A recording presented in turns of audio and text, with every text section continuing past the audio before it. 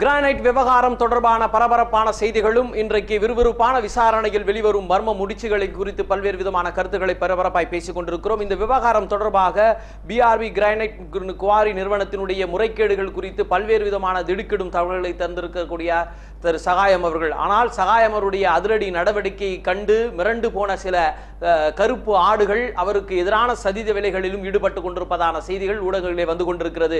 அவருக்கு உரிய பாதுகாப்பு வழங்கப்பட வேண்டும் என்பதான செய்தி இருந்தாலும் கூட பாதுகாப்பையும் பொருட்டாக கருத்தில் கொள்ளாமல் பல்வேறு பணிகளில் நியாயமான முறையில் பணியாற்றி கொண்டிருக்கிற அந்த அதிகாரி மீது பல்வேறு விதமான சர்ச்சைகளை கிளப்பி பார்க்கிறார்கள் சில மனிதர்கள் என்பதான செய்திகளும் ஒருபுறம் வந்து கொண்டிருக்கிறது. மிரட்டல் உருட்டலுக்கு அஞ்சாத அதிகாரியாக சகாயம் அவர்களினுடைய விசாரணையால் பலருக்கும் அபாயம் ஏற்படுகிற நிலை ஏற்பட்டுக் கொண்டிருப்பதை குறித்து பேசிக் கொண்டிருக்கிறோம். இந்த நிலையில் ஒரு அதிகாரி என்றால் இப்படிதான் இருக்க வேண்டும் என்பதற்கு ரோல் மாடலாக இருந்து பணியாற்றி கொண்டிருக்கிறார் என்று சொன்னால் ஏன் இன்றைக்கு தமிழகத்தினுடைய பல ஐஏஎஸ் அதிகாரிகள் இருக்கிறார்கள், அவர்களுடைய பணிகளிலும் அவருடைய களப்பணிகளும் இப்படி ஒரு முன்மாதிரியாக இருந்தால் இந்த தமிழகத்தில் ஊழல் என்ற ஒரு ஒற்றை வார்த்தையை நீக்கிவிடுவதற்கு எளிதாக அமையுமே என்பதான ஒரு எதிர்நோக்கு இருக்கிறது என்று சொன்னால் உங்கள் பார்வை எதுவாக இருக்கும்? போன்ற ஆன்மீகத்தில் இருக்கிற பணியாளர்களுக்கும் அரசு பணியாளர்களுக்கும் ஒரு குடும்ப தலைவருக்கும் எல்லாருக்குமே அடிப்படையில அதாவது இந்த உலகத்துல நமக்கு எல்லா சக்தியும் இருக்கலாம், பணபலம். அதாவது வெளியில ஒருத்தன் தன்னை பிரசன்ட் பண்ணுவதற்கு நல்ல கார்ல போறது, நல்ல ட்ரெஸ் பண்றது, நிறைய பணம் இருக்கிறது, வீடு கட்டுறது, இப்படி பண்ணா வெளியில நீங்கள் பெரியவராக காட்டிக்கொள்ளலாம். ஆனால் ஒருவன் உள்ளுக்குள்ளே தன்னை நல்லவனாக மாற்றிக்கொள்ள இந்த அகத்தூய்மை, உண்மை இதையெல்லாம் வளர்த்து கொள்ளாத ஒருவன் இந்த வெளியில் உருவாக்கி கொள்வதை காப்பாற்றுவதற்காக உள்ளுக்குள் இருக்கிற உண்மைகளை எல்லாம் அளிக்க வேண்டியிருக்கிறது. உண்மை பேசுகிற ஒரு ஐஏஎஸ் அதிகாரி சகாயம், அவருடைய பேங்க் பேலன்ஸை பார்த்தீங்கன்னா இன்னமும் 1,00,000க்கு உள்ளாகத்தான் அவருடைய சேவிங்ஸ் இருக்கும். ஆனால் ஒரு பியூனாக இருக்கிறவன் ஊழல் செய்தால் இன்னும் பல கோடிகள் இருக்கிறது. இது இந்த உலகம் அவனை பாராட்டுகிறது. ஒரு மனைவி லஞ்சம் வாங்காத கணவனை பார்த்து பொழைக்க தெரியாதவன் சொல்லி ஏமாத்தினாங்கன்னா ஒரு பையன் உண்மையை அப்பா உள்ள இருந்துகிட்டு போய் சொல்லுவார், நான் இல்லைன்னு போய் சொல்றான்னு. இவன் உள்ள போய் அப்பா நான் இல்லைன்னு சொல்ல சொன்னாருன்னு சொல்லிடுவான். உள்ள போய் பையனை போட்டு நீங்க அடிச்சீங்கன்னா அவன் எப்படி உண்மை பேசுவான் வாழ்க்கையில? இப்படி நம்ம பெற்றோர்கள் வளர்க்கும் போதே இந்த உலகத்துக்கு நீ ஊரோடு ஒத்துவாள், இப்படிப்பட்ட ஒரு அதாவது சமுதாயம் கெட்டுவிட்டது என்றல்ல, சமுதாயத்தை உண்மையின் வழியிலே பெற்றோர்கள் தொடங்கி ஆசிரியர்கள் தொடங்கி ஒரு காலத்துல அடி உதை கொடுத்து பொய் பேசினால் சூடு போட்ட உலகம். அப்படியெல்லாம் இருக்கும்போது அது உண்மைக்காக நின்றார்கள். இன்னைக்கு அதெல்லாம் போட வேண்டியதில்லை. ஆனால் விழுமியத்தின்படி ஒருத்தர் நிக்கணும். இப்ப கலெக்டர் சகாயம் மட்டும் இல்லை, இப்போ ஒவ்வொரு அரசியல்வாதியும் அல்லது அரசியல் ஆட்சிக்கு வருகிறவர்களும் நம்ம கான்ஸ்டிடியூஷன் மேலதான் சத்தியம் எடுக்கிறார்கள், அந்த கான்ஸ்டிடியூஷனுக்கு எதிராகவே செயல்படுகிறார்கள்.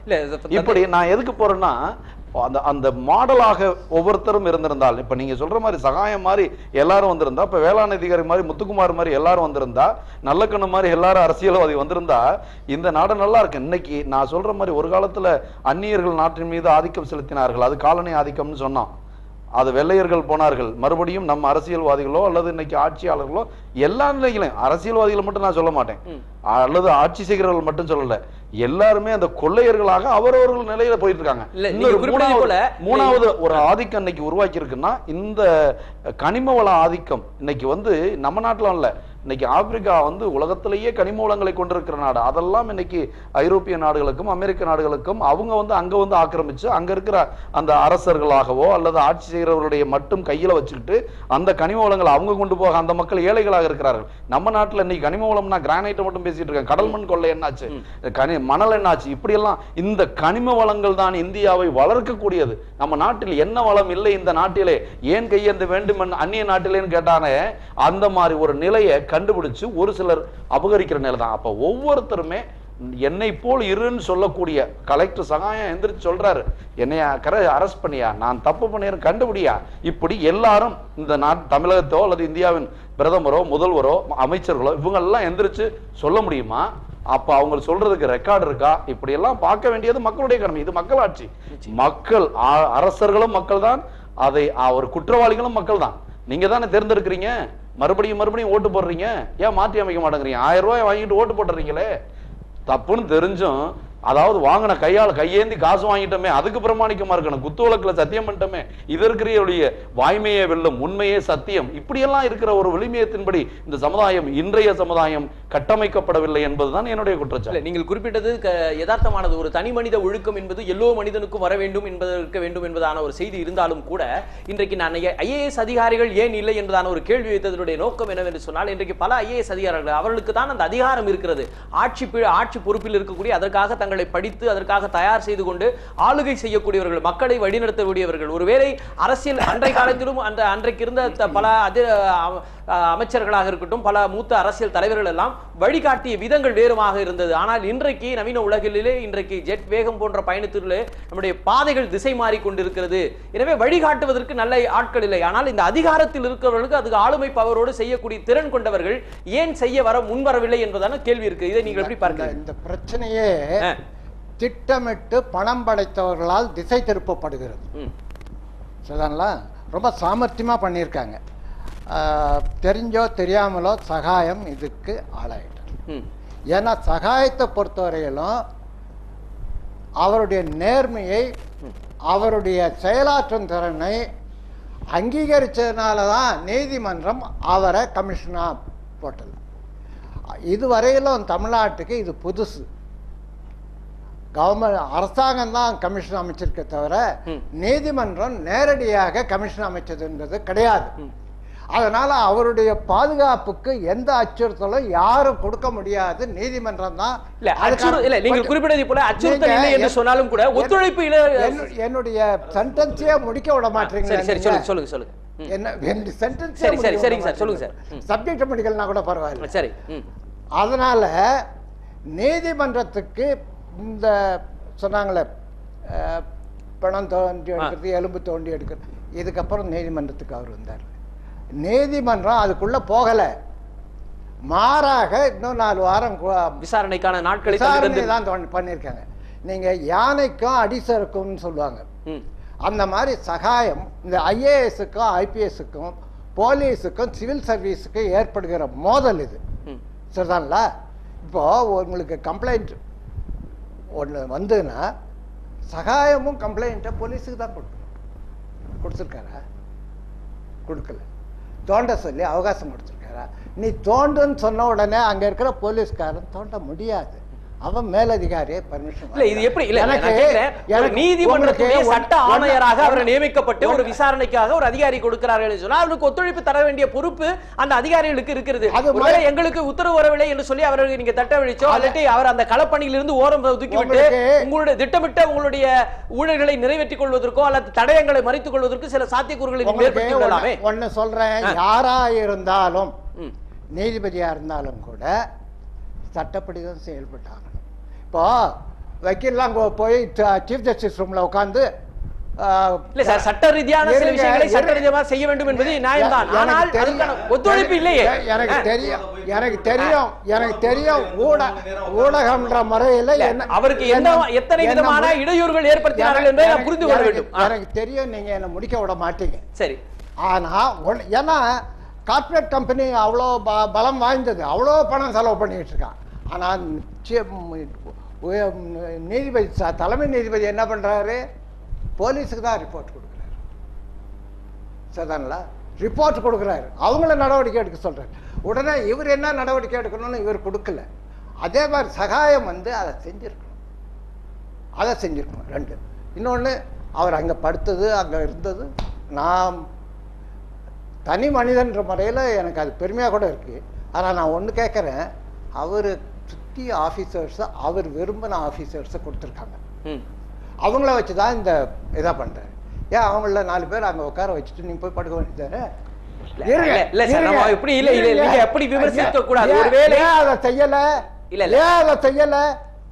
ஏன் இவரே அங்கே உட்கார்றாரு? இப்போ சிவகாமி ஐஏஎஸ் உடனே வந்துட்டாங்க. ஐஏஎஸ் ஆபீசர் தலையில படுத்துனாரே அப்படின்ட்டு ஐயா வந்துட்டாரு. இது யதார்த்தம் தானே? இது யதார்த்தம் தானே? ஒரு தன்னுடைய ஆய்விலே தன்னுடைய பார்வை விட்டு யதார்த்தம்ன்றது நான் எதை வேணாலும் செய்வேன்றது. உங்களுடைய கருத்து சீஃப் ஜஸ்டிஸா இருந்தாலும் சரி, ஐஏஎஸ் ஆபீசரா கலெக்டரா இருந்தாலும் சரி, முதலமைச்சரா இருந்தாலும் சரி, சட்டத்துக்கு உட்பட்டவங்க தான். இல்ல எல்லோரும் சட்டத்துக்கு உட்பட்டவர் தான், சட்டத்தின் கீழ் தான் எல்லாம் இயங்கி கொண்டிருக்கிறது. நான் உங்களுடைய கருத்துக்களுக்கு ஒரு மாற்று கருத்தை நான் கேட்போம். ஐயா சொல்றதுல நான் மாறல. அதாவது இவர் வந்து அங்க இருக்கிற எஸ்பிக்கு வந்து கேட்காமல்ல, அங்க இருக்கிற ஹாஸ்பிட்டல்ல அந்த டீனுக்கு சொல்லி ஆள் அனுப்ப சொல்லாமல்ல, இவர் அதெல்லாம் சொல்லி அவர்கள் வரும்போது அங்கே வந்த டீம் போலீஸ் ஸ்டேஷன்ல 3 மணி நேரம் காலையில 9 மணிக்கு இவர் கேட்டுட்டாரு. ஆனா இவ வந்த டீம் போலீஸ் ஸ்டேஷன்ல ஏன் 3 மணி நேரம் உட்கார வைக்கப்பட்டது? அதுக்கப்புறம் அதை விட்டுருங்க, அவங்க 6 மணிக்கு மேல அவர் வந்து இருட்டுல இது செய்ய முடியாது, அப்போ வெளிச்சத்துல ஏன் அனுப்பல? இன்னொன்னு 7 மணிக்கு இவர் இங்க இருக்காருன்னு சொல்லிட்டு கிராமத்துல ஒருத்தன் நல்லெண்ணத்தோட ஒரு சின்ன ஜெனரேட்டர் எடுத்துட்டு வரும்போது அதுல இருக்கிற பிளக்க கழட்டிட்டு போனா ஒரு போலீஸ்காரரு, இது என்ன வேலை? அதாவது அரசு வந்து ஒத்துழைப்பு கொடுக்கலன்னா போலீஸ் அதிகாரிகள் யாருடைய கட்டுப்பாட்டில் இருக்கிறார்கள்? அப்ப இதுல அரசு இது உள்ள வரல அப்படின்னு சொல்றதெல்லாம் தப்பு, ஒத்துழைப்பு இல்ல. ஆனா இவர் வந்து கேட்கலன்னு சொன்ன தப்பு. ஏன்னா காலையில இருந்து நமக்கு அதை பத்தி மினிட்ஸ் பை மினிட்ஸ் ரிப்போர்ட் வந்துட்டே இருந்துச்சு. காலையில 9 மணிக்கு யாருக்கு அவர் என்ன கேட்டாரு, போலீஸ் எஸ்பிக்கு கேட்டிருந்த ஆர்டர் என்ன, அவருக்கு டீனுக்கு என்ன அனுப்புனாரு, இங்க இருக்குதுன்னு தெரியுது. எப்ப அந்த ஜெனரேட்டருடைய பிளக்க கலட்டினாங்களோ ஏதோ ஒரு சூது இருக்குன்னு சொல்லிட்டு தான் அவர் 7 மணிக்கு மேல அவர் அங்க படுக்கவே முயற்சி செஞ்சது. இல்லைன்னா அவர் போறதா இருந்தது. அது மாதிரி காலையில எப்ப அவங்க குழி தோண்ட வந்துட்டாங்களோ அந்த எலும்பு தெரிஞ்சிச்சோ அவர் அங்க நிக்கல, இது என் வேலை இல்லை, என் வேலை முடிஞ்சிருச்சுட்டு அதை விட்டு கிளம்பிட்டாரு. அப்படி பார்க்கும்போது அவர் அங்க படுத்து நைட்டு படுத்ததுனாலதான் அவர் செஞ்ச 23 ஆண்டு கால விளம்பரங்களை விட அவர் செய்ததை விட அது இன்னைக்கு வரைக்கும் அவர் யாரும் நேத்து யாரோ சொன்னாங்களாம், அப்ப நான் அவங்க கூட இருந்தவங்க சொல்லியிருக்காங்க அவர் கையில ஒரு கேமரா கூட யாரும் கூட எடுத்துட்டு வரக்கூடாது டீம்னு சொல்லியிருக்காங்க. அந்த அந்த அதுக்குன்னு நியமிக்கப்பட்ட கேமராமேன் அந்த ரிப்போர்ட்டுக்கான அவர் மட்டும்தான் வச்சிருக்கணும்ட்டு. ஆனா இன்னைக்கு வெளியே வர்றதெல்லாம் அவர் செய்யறத இன்னைக்கு பாக்குறாங்க, யாருமே இல்லையா இப்படி ஒருத்தன் இருக்கிறானே அப்படிங்கிற ஒரு இதுல இளைஞர்கள் இன்னைக்கு வாட்ஸ்அப்ல போறாங்க. ஆனா அதை போய் இன்னைக்கு ஒரு IAS அதிகாரி கூட அதை விமர்சிக்கிறாங்க. அதனால விமர்சனம்ங்கிறது அவங்களுடைய உரிமை, அவங்க ஒப்பீனியன் செய்யட்டும், அதை பத்தி இல்ல.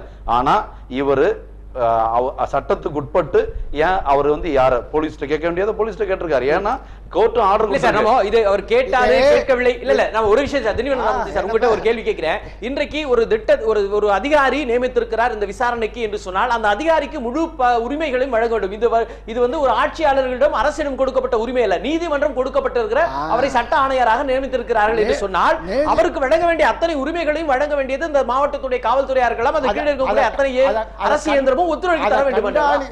பார்க்கறதா நம்ம உரிமையை தவிர அதை கண்காணிப்பது நீதிமன்றத்தின் உரிமை.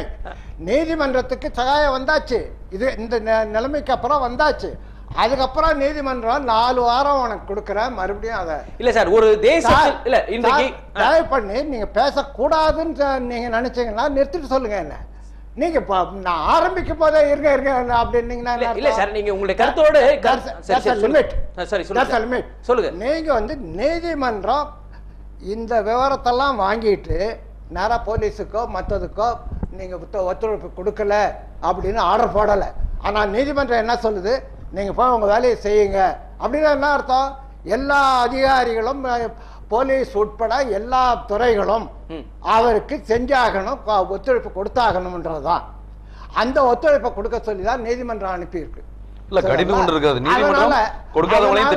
மினிட் பை மினிட் இங்க வந்தாச்சு அப்படின்னா நீதிமன்றம் சரி சரி சரி இல்ல இந்த விவகாரம் தொடர்பாக நீதியரசர் திரு வெள்ளிநாயகம் உங்களுடைய பார்வையில் பார்ப்போம். இல்ல இன்றைக்கு ஒரு நீதிமன்றத்தினுடைய சட்ட ஆலோசகர் சட்ட ஆணையராக அவரை நியமித்திருக்கிறார்கள். அவர் சொன்ன பாயிண்ட் புரிஞ்சுட்டேன். அதாவது நீதிமன்றம் ஒரு ஆணை பிறப்பித்து ஒரு கமிஷன் அப்பாயின்ட் பண்ணான்னா அந்த கமிஷனுக்கு என்னென்ன பவர்ஸ் இருக்குது அப்படின்னு பார்த்தீங்கன்னா, ஒன்று அந்த கமிஷனர் டைரெக்டாக அந்த ஆர்டரை கொண்டு போய் போலீஸ் ஸ்டேஷனில் கொடுத்து எனக்கு உதவி பண்ணணும்னு சொல்லணும். சில போலீஸ் ஸ்டேஷனில் உடனே உதவிடுவாங்க, சில போலீஸ் ஸ்டேஷனில் இல்லை எனக்கு தனிப்பட்ட முறையில் ஆணை வேணும், அதாவது கிவ் போலீஸ் ஹெல்ப் அப்படின்னு வந்தால் தான் பண்ணுவேன்னு சில பேர் எடுக்கிறாங்க. இதில் வந்து இதில் 2 நிலைகள்.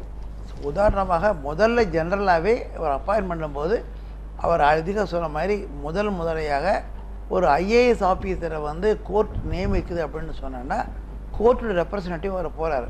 அவர் போகும்போது எல்லா உதவிகளும் தர வேண்டியது எல்லா துறையினரும், அது மருத்துவத்துறையாக இருந்தாலும் சரி அல்லது வந்து போலீஸ் துறையாக காவல்துறை இருந்தாலும் செய்யணும்.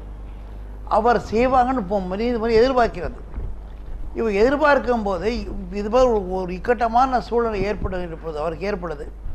அவர் வந்து இன்ஃபேக்ட் இன்னொரு பியூட்டி என்னென்னா, அது கூட இருப்பவர் retired super of police another member.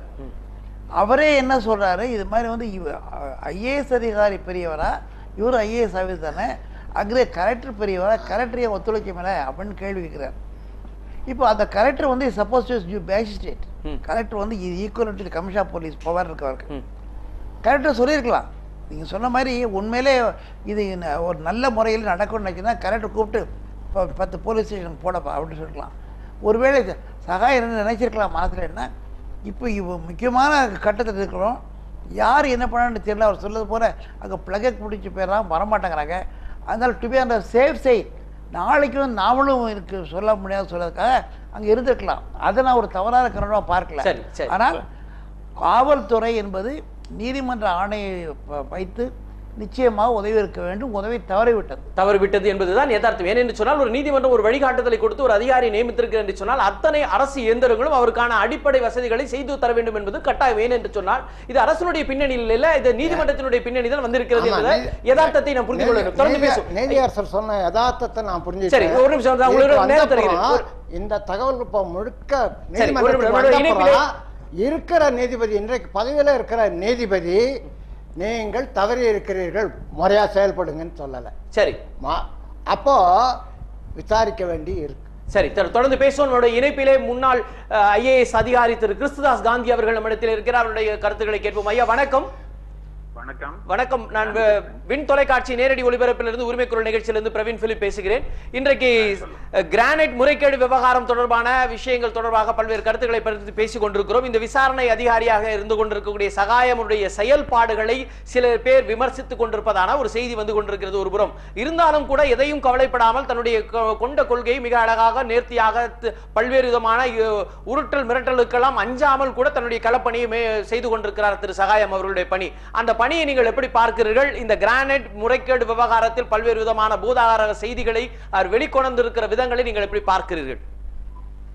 அவர் சகாயம் பாராட்டப்பட வேண்டியவர். அதை பத்தி ஒண்ணுமே அதுக்கு மாறு கருத்துக்கள் கிடையாது. சரி, அதுவும் ஒரு முறைகேடு என்பது நடந்திருக்கிறதா இல்லையா என்பது பற்றியான கேள்வியே இல்ல. முறைகேடு நடந்திருக்கிறது என்பது எல்லாருக்கும் தெரிகிறது. அது என்ன மாதிரியான முறைகேடுகள், அதுல யார் யாரெல்லாம் தொடர்பு இருக்கிறார்கள் இவர் கொண்டு வரணும்.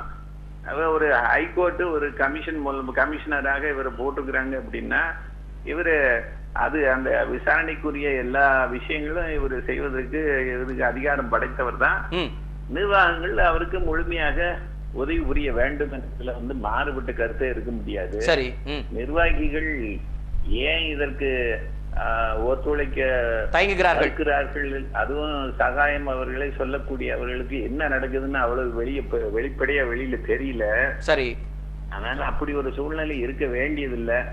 ஒருவேளை அந்த 2 நாளைக்கு முன்னால வந்த செய்தியில ஒரு இரவு வேளைகள்ல இது செய்யக்கூடாது என்பது வேண்டுமானால் யாராவது சொல்லி இருக்கலாம். ஆனா அவரு காலையில ஒரு விண்ணப்பத்தை கொடுத்துட்டேன் அப்படின்னா அந்த மாலைக்குள்ள அந்த காரியத்தை பண்ணி முடிச்சிருக்கலாம் அல்லது ஆரம்பிச்சிருக்கலாம். ஒருவேளை அது ஆரம்பிக்காததுனால அவங்க அதிகாரிகள் மறுப்பு தெரிவித்தார்கள் அப்படின்ற ஒரு பணியை வைக்க வேண்டும் என்பதற்காக சகாயம் அப்படி ஒரு எக்ஸ்ட்ரீம் ஸ்டெப்புக்கு போனாரோ என்னமோ தெரியல. ஆனாலும் ஒரு நீதிமன்றத்தால் அமர்த்தப்பட்ட ஒரு ஐஏஎஸ் அதிகாரியே இந்த அளவுக்கு ஒரு ப்ரொடெஸ்ட் மோட் அளவுக்கு போக வேண்டிய அளவுக்கு ஒரு சூழ்நிலை இருக்குது அப்படின்னா அது கவலைக்குரிய விஷயம். சரி ஐயா, உங்களுடைய கருத்துக்களுக்கு நன்றி. தொடர்ந்து நிகழ்ச்சி பார்ப்போம். இன்றைக்கு விவாதத்தில் அவருடைய கருத்து கிறிஸ்துதாஸ் காந்தி அவர்கள் மிக தெளிவாக சொன்னார். ஒரு அதிகாரி அவர் அழகாக சொன்னாங்க. அதாவது போலீஸ்காரனுக்கு மார்னிங் ரிக்வஸ்ட் பண்ணிட்டாங்க, அவங்க டிலே பண்ணுறாங்க நைட்டு வரைக்கும். இப்போ நேச்சுரலாக சாதாரண மனிதனுக்கு முறையில் காலமாக கொடுத்து 6 மணி வரைக்கும் ஒன்றும் பண்ண மாட்டேங்கிறாங்க. எப்போ வருவான்னு தெரியல, ஏதோ ஒரு காரணம் இருக்குன்னு சந்தேகப்பட்டு நேச்சுரல். அந்த சந்தேகத்தின் காரணமாக வேறு யாரும் நம்ம நாளைக்கு இது ஒன்றுமே இல்லைன்னாச்சுன்னா இவ்வளோ கஷ்டப்பட்டு விட. Supposing you imagine hypothetic with imagine thought பாரு ஒன்றுமே இல்லை அப்படி வரும்போது என்னன்னா நாளைக்கு நீ ஏதோ ஒரு தவறான வழியில் பொருள் வரலாம்னு சொல்றதுக்காக நேரடியாக இருக்கலாம் தப்பு கிடையாது. இப்போ அந்த காலத்தில் மன்னர்கள்லாம் இரவு வேடம் போட்டு மாறு வேடம் பார்த்துட்டு வந்தாங்க. எதுக்காக வந்தாங்க? அங்கேருந்து ஆர்டர் பண்ணிருக்கலாமே. நம்ம அந்த நிலைக்கு வராட்டா கூட அது அந்த சேஃப்டிக்காக அவர் வந்து இரவு தங்குறது தப்பில்லைன்னு நினைக்கிறேன். சரி, இன்றைக்கு அவர் ஒரு அதிகாரியாக பல நேரங்களில் தன்னுடைய அந்த இது வந்து கோடிக்கணக்கான கொள்ளை அடித்து கொண்ட ஒரு நிறுவனங்களுடைய பின்னணி இருக்கிறது. இதுக்கு அரசியல் பின்னணி பலம் இருக்கிறது. அது கடந்த கால ஆட்சியாளர்களாகட்டும் இப்பொழுது இருக்கக்கூடிய ஆட்சியாளர்கள், 2 ஆட்சியாளர்களும் பல கருப்பு ஆடுகள் இந்த பின்னணியில் இருக்கிறார்கள். அவர்களுடைய முகத்திரையை கிழித்து துல்லியமான விஷயங்களை நியாயமான முறையில் நடுநிலையோடு கொடுக்க வேண்டும் என்பதற்காக தான் அந்த விசாரணை. சாதாரணமா அவர் கேட்ட ஆர்டர் இவங்க புக்லின் அனுப்புறாங்க. எந்த அளவுக்கு மைன்யூட்டா அவர் பாக்குறாருன்னா, நீங்க புக்லினை வச்சு நோண்டும் போது எலும்புகள் நொறுங்கி போயிடும். அப்படி போச்சுன்னா ஆதாரங்கள் இல்லாம போயிடும். உடனே ஆளுகளை விட்டு நோண்டினாரு புக்லின் அனுப்பிட்டு. இப்ப ஏன் அவர் அங்கே இருக்கணும்? ஆளை விட்டா அனுப்புவாங்க, யார் வேணாலும் நோண்டுவாங்க. அவங்களே 4 பேர் நோண்டி இருக்கலாம். ஆனா இதுல அவர் வந்து 7 மணி வரைக்கும் அங்க 6 மணி வரைக்கும் வந்துருவாங்கன்னு காத்திருந்து கிடைக்கல. அதுக்கப்புறம் எஸ்பி வந்தவர் என்ன சொல்றாரு, போலீஸ் எல்லாம் ஆதரவு கொடுக்கணும்னா நீங்க சொல்லாதீங்க, நாங்க கொடுத்துக்கிட்டு தான் இருக்கிறோம்னு சொல்லிட்டு அவர் கிளம்பி போயிடுறாரு. அப்ப நடக்கிறதெல்லாம் நீங்க பாத்தீங்கன்னா இது வந்து யாருக்கும் யாரும் இல்லை. இந்த நாட்டுல ஒரு இவ்வளவு ஊழல் பெருச்சாரியில பிடிச்சு மக்கள் எல்லாம் கூடி கொம்பைக்கணும். தமிழ்நாட்டுல எல்லாரும் கூடி தமிழக அரசை எல்லாம் செய்ய வேண்டியதெல்லாம் செய்ய கோர்ட்டு கொடுத்திருக்கிறதுக்கு உத்தரவு கொடுத்து மக்கள்கிட்ட இது ஒரு நல்ல நேரம், நல்ல உண்மையை பத்தி பேச வேண்டிய நேரம், உண்மைக்கு எல்லாரையும் மாற்றி கொண்டு வர வேண்டிய நேரமா நான் பாக்குறேன். நிச்சயமாக இன்றைக்கு எந்த ஒரு விஷயம் செய்த ஒரு மிகப்பெரிய காரியத்தை அரசியலுக்காக பயன்படுத்துகிற அளவுக்கு இந்த பணம் படைத்த கார்ப்பரேட் கம்பெனி, இந்த கிரானைட் ஊழல்கார பணக்காரர்கள் எல்லாம் தூண்டி விட்டுருக்காங்க இன்னைக்கு. இது ஏதோ அரசாங்கத்துக்கு எதிர்வாக ஐயாவுக்கும் தெரியும் அரசாங்கம் உத்தரவு போடுறது அமல்படுத்துறது அதிகாரிகள். சரிங்களா? இது ஊழல் நடந்திருக்கிறது அதிகாரிகள் பண்ணிருக்காங்கன்றதை தான் கண்டுபிடிக்கிறாங்க. அதுவும் பேர்ல 1-2 அதிகாரத்துல மேற்கொண்டு இருக்கிற மந்திரிகள் இன்வால்வ்டா இல்லையா, யார் எந்த மந்திரி எந்த கவர்மெண்ட்ன்றதெல்லாம் பின்னாடி வரும். ஆனா இது ஒரு நிர்வாகம் சீர்கேடு அடைஞ்சிருக்குதுன்றதை தான் நீதிமன்றம் கண்டுபிடிச்சிருக்கு. இதுல இந்த பிரச்சனை இருக்குங்களே, இதை ஆரம்பிச்சு உடனடியா இது ஏதோ இருக்கிற அரசாங்கத்துக்கு எதிராக திசை திருப்புறது, அரசாங்கம் உடனே பண்ணுதுன்றதெல்லாம் இல்லை. நீதிமன்றம் அதுக்கு அந்த வலிமை இருக்கு. சரி, தன்னால நியமிக்கப்பட்ட கமிஷன் முறையாக செயல்படுவதற்கு எல்லா பாதுகாப்பும் உண்டு. அதை பார்த்துக்கிட்டு தான் இருக்கு. சரி, ஓகே. அதனால அது நீதிமன்றத்துக்கு நியமிச்சுட்டு நாமெல்லாம் பாதுகாப்பு கொடுக்கணும், நாமெல்லாம் ஓடணும்னு யாரும் வேண்டியது இல்லை. அது வந்து அரசாங்கத்துக்கு எதிராக அரசாங்கம் எடுத்த நடவடிக்கைகளை பிடிக்காத சிலர் அவங்களுக்கு தனிப்பட்ட ஐயா இருக்காரு. சரி, இல்ல அவரை பத்தி தனிப்பட்ட முறையில் ஆனா சில சட்டஸ்ல என்ன நடந்திருக்குன்றதை நம்ம பத்திரிகையில பாக்குறோம். அந்த மாதிரி அதே மாதிரி எல்லா துறையிலயும் இருக்கு. விவாதம் திசை திருப்பி போயிட்டு நீங்க உடனே அரசாங்கம் அல்ல, அரசாங்கம் என்பது நீதிமன்றம் வச்சிருக்கு. இதுல ஊழல் பெரிய அளவுல நடந்திருக்கு. பெரும் பணக்காரர்கள் மாற்ற போகிறார்கள். அவன் பணம் கொடுக்கிறான்றதுக்காக திசை திருப்பது பெரிய நிறுவனங்கள் முறைகேடுகளில் ஈடுபட்டது என்பது உண்மைதான். அந்த முறைகேடுகளை ஆளாகக்கூடாது. நீங்கள் சொல்வதெல்லாம் சரியான விஷயமாக இருந்தாலும் கூட ஒரு நியாயமான விஷயத்தை நம்ம யதார்த்தத்தை உணர்ந்து கொள்ள வேண்டும். இன்றைக்கு ஒரு நிறுவனம் அத்துமீறி சில விஷயங்களில் ஈடுபட்டிருக்கிறது என்று சொன்னால் அப்பொழுதே கிள்ளி எறிய வேண்டிய விஷயத்தை கண்டு கொள்ளாத அரசுடைய நிர்வாகத்தினுடைய சீர்கேடினுடைய விளைவுதான். இது வந்து ஆர்டிஓ பண்ண தப்பு. அங்க இருக்க மாநகராட்சி இருக்கிறது, பொதுப்பணித்துறை இருக்கிறது, மாநகராட்சி இருக்கிறது, பல துறைகள் இதுல முறைகேடுகளில் ஈடுபட்டிருக்கிறார்கள். அந்த நிறுவனங்களுக்கு யார்கிட்ட இருந்தா ஐஏஎஸ் ஆபீசர், ஐஏஎஸ் கலெக்டர் தான் இருந்தான். ஆமா, ஊழல் எந்த நிர்வாகத்துல இந்த அளவுக்கு ஊழல் போனதுனாலதான் நேர்மையான ஒரு அதிகாரின்னு நினைச்சு கோர்ட் வந்து அவர் செஞ்ச விசாரணையை இதுவரையிலும் யாரும் குறை சொல்லவும் இல்லை. விளம்பரத்துக்காக அவரை பண்றாங்கன்னா விளம்பரத்துக்காக இப்பதான் 4 நாளா அரசியல் கட்சிகள் இந்த அரசியல் கட்சி செய்யணும், ஒரு நல்ல அதிகாரி இதை சகாயமாக கூட வைத்துக் கொள்ள வேண்டாம். நீங்கள் பெயரை கூட எடுத்து விடுங்கள், பெயர் வேண்டாம். எந்த ஒரு எடுக்கணும், சகாயம் தான் செஞ்சிருக்காரு. ஓகே, நீங்கள் பாராட்டுகிற விஷயம், நீங்கள் அவரை பாராட்டுகிறது நல்ல விஷயம் தான். நீதிமன்றத்தால நியமிக்கப்பட்டவர் அவர் வந்து பரிசுத்தமா செய்வாருன்ற நம்பிக்கையோடு நீதிமன்றம் அவர் பேர்ல நம்பிக்கை வச்சு செஞ்சிருக்கு. அவர் செஞ்சிருக்காரு. செஞ்சிருக்க தகவலை நீதிமன்றத்துக்கு கொண்டு போய் சரி, கொடுத்து- சகாயம் அவர்களுடைய விசாரணை இல்ல நீங்க நீதிமன்றம் என்ன செய்யணுமோ அதை நாம இங்க உட்காந்து நான் செய்யறேன்னு சொல்றது தப்பு. சரி, இல்ல சகாயம் அவர்களுடைய விசாரணையால் யாருக்கு அபாயம் என்பதை பொறுத்திருந்துதான் பார்க்க வேண்டும். இன்றைக்கு அவருடைய அந்த விசாரணையில் தெளிவான அறிக்கைகளை நீதிமன்றத்தில் சமர்ப்பிக்க போகிறார். அப்புறம் அந்த அறிக்கையினுடைய வாயிலாக நீதிமன்றம் இதனுடைய பின்னணியில் இருக்கப்பட்ட எல்லா கருப்பு ஆடுகளையும் களை எடுக்க போகிறது என்பதான யதார்த்தத்தையும் நாம் பார்க்க இருக்கிறோம். எனவே இந்த விவாதத்தினுடைய நிறைவுக்கு வந்திருக்கிறோம். ஒற்றை வரையில் ஒரு அதிகாரிகள் நல்ல விஷயத்தை செய்கிற போது இந்த சமூகம் நல்ல பார்வையோடு பார்க்கப்பட வேண்டும் என்பது எல்லோருடைய எதிர்பார்ப்பு. அப்படிப்பட்ட சமூகமாக இந்த தேசம் பயணித்தால் நிச்சயம் இந்த ஊழலற்ற உலகத்தை நம்மால் நிறுத்த முடியும் என்பது எல்லோரும் சந்தேகமில்லை. சகாயமுடைய போன்ற பல அதிகாரிகள் இருக்கத்தான் செய்கிறார்கள். ஆனால் அப்படிப்பட்ட அதிகாரிகளை இந்த வெளி உலகத்திற்கு கொண்டு வருவதற்கு இந்த அரசுகளும் பல்வேறு சமூகங்களும் அவர்களுக்கு முன்னிறுத்த வேண்டும் என்பதான யதார்த்தத்தையும் சகாயத்தினுடைய செயல்பாடுகள் நாம் ஆதங்கப்பட்டு தெரிந்து கொள்ள வேண்டும் என்பதான ஒரு நிலைப்பாடுகளை புரிந்து கொள்கிறோம். எனவே நிகழ்ச்சியுடைய நிறைவாக ஒற்றை வரியில் இந்த விசாரணையும் சகாயத்தினுடைய அணுகுமுறையும் ஒரு வரியில் உங்கள் விமர்சனம். சகாயத்தின் அணுகுமுறை மிக நன்றாகத்தான் செய்து கொண்டு நியாயமாக செய்கிறாரு. ஆனால் அரசின் ஒத்துழைப்பு என்பது உதாரணம் எடுத்துக்கொண்டால் இன்றைக்கு ஒரு நிகழ்வுக்காக 100 போலீஸ்காரர் அனுப்பி வரிசை நடத்துகிறாங்க. ஒரு மத நிகழ்வாக இருந்தாலும் சரி, ஒரு கூட்டமாக சரி. அதுபோல் சகாயத்துக்கு ஒரு செப்பரேட் 10 பேர் அனுப்ப தப்பு கிடையாது. அது யார் பண்ணணும்? அதிகாரிகள் பண்ணணும், இல்லை ஹோம் செக்ரட்டரி பண்ணணும், அல்லது கீழே உள்ள கலெக்டர் பண்ணணும். ஏன் பண்ணவில்லை என்பது ஒரு கேள்விக்குறியா இருக்கு. சரி, உங்கள் வரியில் ஒரு வரியில். இந்தியா முழுவதும் பார்த்து கொண்டிருக்கிற ஒரு நிகழ்ச்சி. அவர் நேர்மையானவர் என்று உயர்நீதிமன்றமே கண்டுபிடித்திருக்கிறது. இந்த நீதியானவர் உண்மையானவர் செய்கின்ற எல்லா விதமான கடைசி நேர இந்த ஆய்வுகளுக்கு அரசு வேண்டிய எல்லா விதமான, ஏனால் நீதிமன்றமே அதை பண்ணலாம், அது உத்தரவு போட்டாலும் அதை நிறைவு செய்ய எக்ஸிக்யூட் பண்ணுகிறவர்களா அரசு அதிகாரிகள் என்பதனால் அந்த பகுதியில் அவர் கேட்கிற எல்லாவற்றுக்கும் அரசு கொடுத்தால் ஒரு உண்மை வெளிவருவதற்கு நல்ல வாய்ப்பாக. சரி, உங்கள் பார்வையில் ஒரு வரியில் ஐயா. சகாயம் மிக சிறப்பான ஒரு காரியத்தை செய்து கொண்டிருக்கிறார். சில சங்கடங்கள் சட்டப்பூர்வமாக இல்லாமல் இருக்கலாம், அல்லது மற்றவர்களால் ஏற்றுக்கொள்ள முடியாததாக இருக்கலாம், முடிஞ்சதாக இருக்கலாம். அது வேறு, அது நீதிமன்றம் தீர்மானிக்க வேண்டிய ஒன்று.